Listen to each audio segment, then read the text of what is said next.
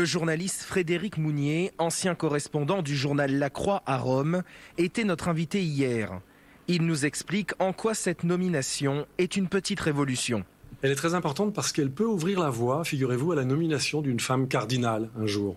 Elle est très importante parce qu'elle montre que le pape a décidé, dans de nombreux domaines, de donner toute la place qu'il pouvait donner dans l'état actuel du droit de l'Église, de donner toute la place qu'il peut donner aux femmes. Il faut rappeler que dans le monde, vous avez 1,3 milliard de catholiques, la moitié sont des femmes, vous avez 410 000 prêtres, vous avez 660 000 religieuses, et pour l'instant, les décisions ne sont prises que par des hommes.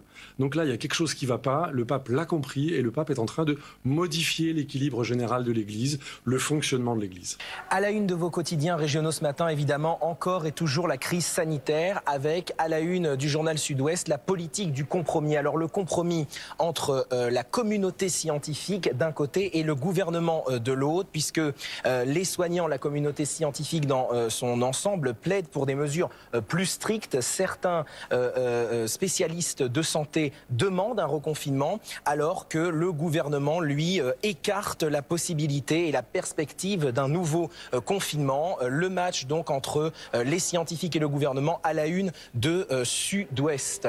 À la une du journal Le Populaire du Centre, toujours, donc, le coronavirus, mais avec cette fois-ci cette une, quid des traitements. Et oui, avec les arrivées successives de différents vaccins, notre attention s'est portée sur la phase de prévention que constitue la vaccination. Mais il y a certains laboratoires qui restent également en quête de traitement lorsque la maladie est déclarée, une fois que la maladie est déclarée. Alors, plus de 2500 essais cliniques ont été faits dans des laboratoires. C'est à la une du journal Le Populaire du Centre. Toujours la crise sanitaire avec cette question à la une de l'Alsace. Télétravail, attention à l'abus d'alcool. Alors, est-ce qu'il faut faire attention à l'addiction? Eh bien, le télétravail chez soi, lorsqu'on est loin du regard de ses collègues ou des regards de ses patrons, encourage la consommation d'alcool, de drogue ou de médicaments, nous dit le journal L'Alsace. Alors les associations et les centres d'addictologie se mobilisent contre ces addictions,